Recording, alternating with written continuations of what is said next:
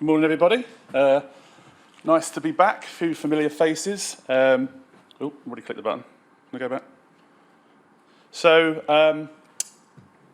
for anyone that doesn't know me, I've been around the VDIUC space for many years. And the last 5 years, though, I've moved across into the Microsoft stack. And I kind of more exclusively focus now on the M365 security portfolio, so everything Defender, Purview related. So I've been doing lots of that over the last, say, 5 years, especially over lockdown. And one of the things that I always see, regardless of how I get brought in and what people want me to help with, is challenges around conditional access. So speaking to a couple of the people here, they said, why don't you come along and do a talk? So this is a bit of a case study, but amalgamated into the different customers that I've seen, if you like. So I'd probably first off just be interested to know who in the room plays with conditional access, uses it, maybe it's got challenges, because I know it kind of touches different people. And that's really partly why I want to kind of go through it.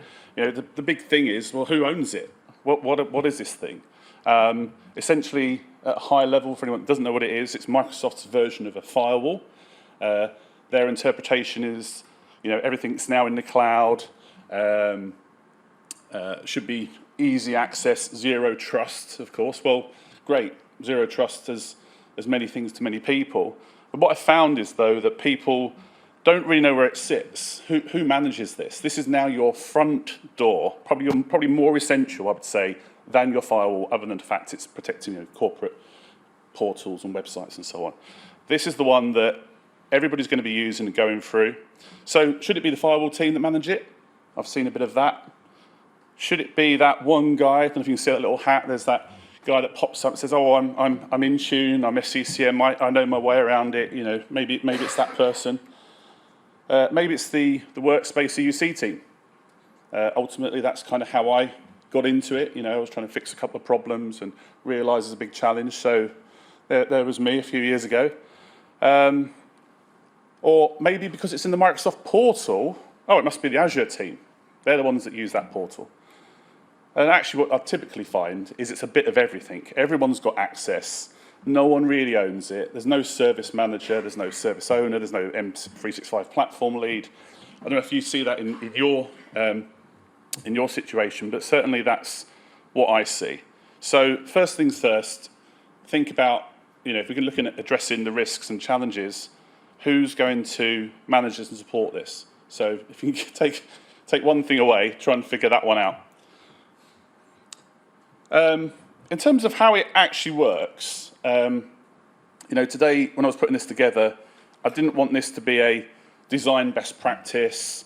I don't know, here's the new next feature that's coming out from conditional access. It's a very aggressive kind of changes and updates, especially over the last 6 months that Microsoft are introducing. So it's quite hard to keep up to date with everything. However, what I always find is it's the basics that everybody's getting wrong. So yes, the security guys are going to be quite interested in some of the new features of token protection and passkeys that are out there, but actually really got to get the basics right. So process in order, that's pretty interesting. A lot of people aren't really aware of what the process in order is, so I've got something that we can look at in a minute. Blocks. So conditional access has a series of rules that you create, which are either grant rules, so you're granting access to an application or all applications based on particular criteria, or you choose to put a block in place. So that's one of the key features. Exclusions are also one of the challenges that people face. Where do we put exclusions? How do we manage them? What groups maybe do we assign to exclusions? Conditions. So obviously the name gives it away. Conditional access. Conditions are pretty powerful. They give you an awful lot of flexibility. But with that flexibility can come some challenges, hence why we're going through this. And the other thing that's a problem for many is monitoring and reporting, both at the change level, so monitoring and understanding if someone's changed it, and also the what if scenarios, if you like, in terms of who has MFA today or which applications are not protected. So monitoring is also a challenge. Part of the reason for this is there's no single pane of glass that you can just look at to get an overall view of what your posture is. So here's a mocked up kind of screenshot. I'm sure if you guys log on to your portals today, normally what I see is one of two things. Either there's two rules, so maybe a smaller organisation might have enable MFA for all apps, great, kind of put a good baseline in, maybe you can sleep at night. Maybe on an occasion there's a block Russia or a block Ukraine or a block South Korea, there's a couple of extra rules in there. For the bigger enterprises that have maybe evolved over the years with migrating to Office 365 in the early days with email and before they progressed, I see it kind of evolving. And often what you see is 20 different rules in there. And if you look, hopefully you can see that. It's quite confusing. So you think, well, which priority are these taking place? Which one's taking priority? You've got some that are on, some that are off, and that's before you actually get into each individual policy and try and establish what it's there to do, what's its intent. So quick exam question in the room. Does anyone here know what the order is? How would you think that might work? Is it top down, bottom up? Do you think there's a setting that I can go in and apply a priority? Is anyone in the room? No? Combined, yeah. And that makes it quite hard. A lot of people are kind of familiar with firewall rules. And then when you say combined, you think, oh, well, hold on. What does that truly mean? If I've got two things that are enabled here, which one wins? Well, blocks, if it comes up, blocks always trump, which is good. But the actual processing order, if you want to start to type that into Google, you'll see that a lot of people kind of Google this, it's logically ANDed. Oh, great, everyone knows what that means, logically ANDed. My recommendation here is if you're not particularly clear on exactly what's happening and you're trying to do something, make a change, use the what if tool. What if tool is quite powerful. It allows you to put in a user, an individual user, an application or applications that you're trying to access, and then a particular scenario. So it might be that you're coming in from an iPhone in the UK or a specific IP address in another country. And that will give you an output, if you like, of what is logically ANDed. And you can actually see what's going to take place. So you can see that MFA is going to apply or that a block might trump the grant rules, if you like. So blocks are pretty important. Exclusions. There's lots of different ways of excluding within a policy. There's lots of mistakes that are also made with exclusions. Probably come on to a few of those, but just to give you an idea of at a high level what kind of exclusions mostly go wrong. People typically look to exclude a user or a group. And the problem with doing that is you can exclude that user and that then allows them to log in or access that application or service that you've identified, probably from any device. So exclusions need to be used quite cautiously, especially when you're looking at users. It's much better, if you can, to try and target either the device or get it to an application or IP level. So groups, again, if you think about excluding groups, well, who can add in, a user into a group? Quite often, it's quite a wide, berth of first line, second line people that can add. So even if you've got your conditional access rules really tight, you find that lower down people can exclude themselves by simply adding in, an exclusion into a group. So, it's important to take that into consideration. And the other thing is with conditions. So as I mentioned, conditions are all about what device have you got, what IP address have you coming from. And what I normally see is that people over-condition. So people put too many things in. They often work best with blocks and as limited as you can. So again, trying to keep this fairly high level. So, common mistake. Don't know if anyone's sees this, but you'll look at a rule. So this one's called require multi-factor authentication. Great. You might think that's working if you look at a rule, and then you go on and look, and there's a bunch of people or groups that are excluded. And normally, when you go and ask why those are excluded, everyone kind of scratches their head and they're not sure how that came about. Well, it often comes about by this little thing at the bottom. Anyone ever been asked to edit a rule may have seen this pop up and go, oh, I'm in the change window, or I'll just click yes. Well, what that does is it excludes you as the admin that's making the change from that rule. So you can imagine over time, if people don't really know what they're doing and they're just kind of being asked to make a change, you end up in a bit of a mucky fuddle. So, the goal really, though, is to try and get all of your applications protected. There's a few ways of doing that, but the most common way is to try and protect it with MFA. Okay, you can do the reverse of that and look to do a block rule with IP exclusions. I'll come on to that. But what I find is, for organisations again that have evolved, not everyone's been able to achieve that all cloud apps rule. So you see I've put it up there as all cloud apps. Ideally what you want is an all cloud apps baseline that's got MFA protection enabled, and then potentially you may exclude some apps and or increase other apps in terms of the authentication that's required. So you might want MFA frequency to be set to once per day or more often for AVD portals and so on.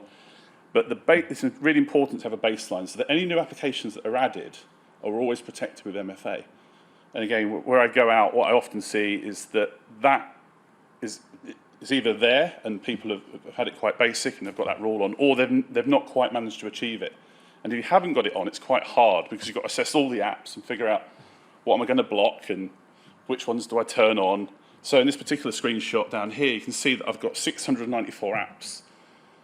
That's another challenge in itself. Out of the box, anyone can just authorize a software as a service app quite easily. Any end user, there is a toggle and it's best practice to turn it off. But again, that's often one of the things I end up having to recommend people do. So you've got 694 apps there that, if that all cloud apps policy is not on, aren't protected with MFA. And that includes all those admin ones as well. The ones that do backups and everything that's now in the cloud that was on-prem, they're not protected either. So in terms of setting up rules, grants are the way to go. Now, the challenge with grants is they are fairly limited. So quite often I will see somebody ask me, can we set up this IP address and whitelist it, please? Well, in terms of a grant, which is a positive check, if you like, of you connecting in at that session at that time, there's no IP whitelist in there.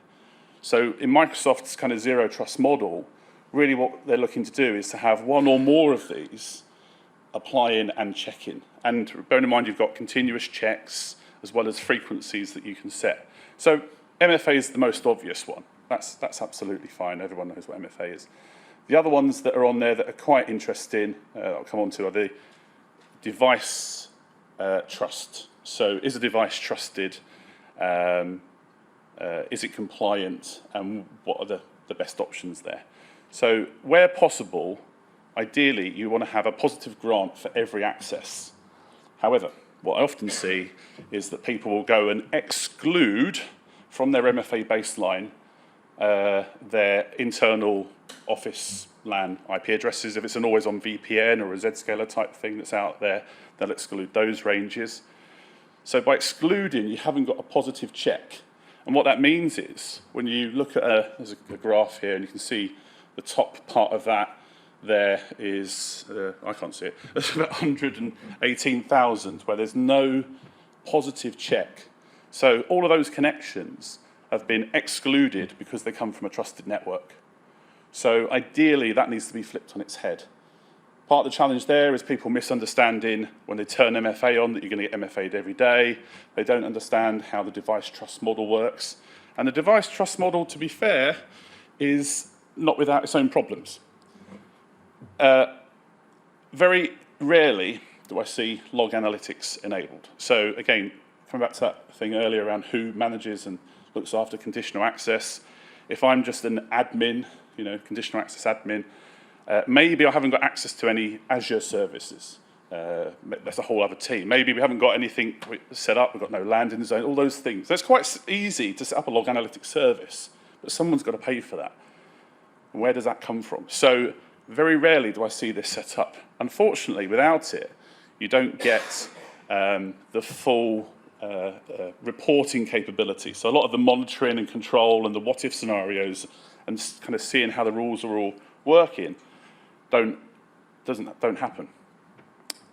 So other challenges that I have is we have our project managers come to me, can you please restrict Salesforce to this trusted IP range?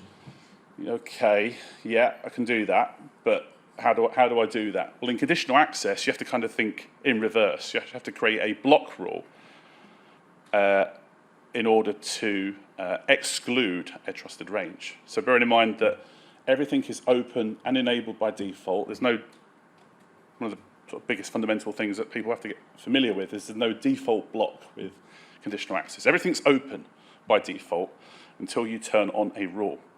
Often what I see is that request will come from a project manager, go around the service desk, change control, will get logged, and someone with permissions, maybe who doesn't really know conditional access, will just go in and do it. Quite often, though, what they'll do is they'll put a grant method in against that IP range, and then tick the box that says require MFA. Well, that's great. So that now means that that person that's coming in from that IP address has to have MFA. But guess what? If you come from another IP address that isn't targeted and there's no other baselines, there's no MFA. So the amount of systems I get to see where there's no MFA being applied is quite amazing, even in really mature environments. Security guys, they're always there, looking at all the new features and all the new blogs. I want token protection, I want this.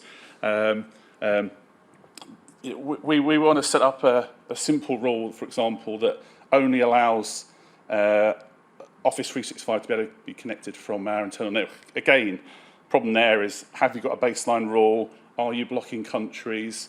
Are you blocking non-Mac, iPhone, or Linux devices? So often they're putting some controls in place, but they're only applying to Windows, Macs, and phones. So if I connect in from Linux, away I go. I'm in from any country, potentially without MFA. And I'm sure for the few that did put their hands up with managing conditional access, if they go and look in the rules, they will see, and to be fair, I don't think this is any different from the days prior to conditional access, that there's all these execs that are excluded. The ones that are constantly getting targeted for phishing and spamming campaigns. Why are they excluded? Oh, well, they were doing a presentation and they didn't want to get interrupted. Again, big part of that is just misunderstanding around what MFA does and how frequently it comes up. So, challenges with trusted devices. You saw earlier in the grant method, there's a couple of options. Now, one of them is compliant device. Sounds quite nice, that, doesn't it? Oh, I'm going to make sure that you can only connect in if your device is compliant. Well, if I'm the conditional access administrator that's created this rule and I tick that, I'm relying on my upstack colleagues, or maybe myself, to go into Intune and correctly, this is the hard bit, set up various policies and compliance policies in there to make sure that what comes from Intune is passed into conditional access. It's a dangerous one to use. I tend not to recommend it because nobody has really typically doesn't do a good job when setting up device compliance rules. Again, the risk with those is you say, oh, you can't connect in unless you've had the patch applied. Maybe you've been on holiday for 2 weeks, and now you can't work for a day until the rules are applied. And if you're hybrid, maybe you're getting your patches from on-prem, or you can't connect to the VPN. So compliant devices in Intune and conditional access, a great concept, works okay for mobiles, but doesn't work too well for PCs. So it's not compliant until it's checked, right? So yeah. That could be in an hour, 8 hours, tomorrow. So, for me personally, it's one to avoid. It's too easy to tick and too easy to get wrong. Hybrid device, however, is a good one. Most businesses at the moment have still got hybrid devices, so that's your device being connected obviously to an on-prem AD, hopefully fully managed, patched with SCCM or an equivalent. It, of course, does come with, it is, again, relying on the upstack. So if that device or patch management system that's looking after it isn't managed well, then clearly you're a little bit at risk. But actually it does work quite well in general. The other one that, again, I mentioned earlier is for always on VPNs, people will go with this kind of reverse way of looking at it, which is everything's blocked unless you come from this IP address. That's okay, but creates problems with Teams meeting rooms devices, creates problems with MFA registration. There's a lot of other things that need to be excluded, and not every app can be excluded, which is the other challenge. So overall, trusted IP range is a bit of a mixed bag experience, really. The other thing, regardless of kind of to a degree what one you use, particularly hybrid devices, is in order for conditional access to know you're coming from a trusted device, it needs to have either Edge or a Chrome plugin. Basically, it's got to report whether that device is compliant. Now, that doesn't always happen. Can be quite hard in some businesses to push a Chrome plugin out. I've had some doc management systems that are kind of inbuilt with an old engine, so they don't report, again, what device it is. So hybrid trust does come with a few challenges. So, now we've spoken about the challenges, let's talk about some of the risks. Too many admins. It has got a bit better. There's a conditional access role that's quite explicit, so it's great to give that role to people that need it. Obviously, global admins can make changes to conditional access. Historically, though, Intune administrators could have access. So again, depending on how long people have been working with conditional access, you do get to see a bit of a mixed bag. So too many admins, no ownership. That definitely needs to be looked at. But the other thing is, how do you monitor for change? I see pretty much every business, even with the good socks, no one's looking at changes. Yet, this is your front door. So if somebody puts an exclude somewhere, bearing in mind it excludes like 4 tabs deep effectively, how are you going to know that that exclusion's been applied? So from a security point of view, those are the risks. Group exclusions I mentioned briefly earlier. Being able to allow lower level admins, or of course a bit of lateral movement if somebody manages to get in or access to one of those, is a pretty high risk. So again, when you think about design and security, I tend to limit where I'm using groups. Some people like to have a design, if you like, that's future-proof, so that every single rule has got an associated group in it, just ready for someone to add in an exclusion if it's ever needed. For me, though, that's absolutely great, as long as that group itself has got some access control on it, or you've got some monitoring set up around it. Break glass. So ideally, every rule that you create in conditional access should have at least one break glass account associated with it, or emergency access, if you like. The idea of that is that if ever you inadvertently create a rule that locks you out, and it is very, very easy to do, I've managed to maybe avoid it, I think, most of the time, learned by somebody else's mistakes.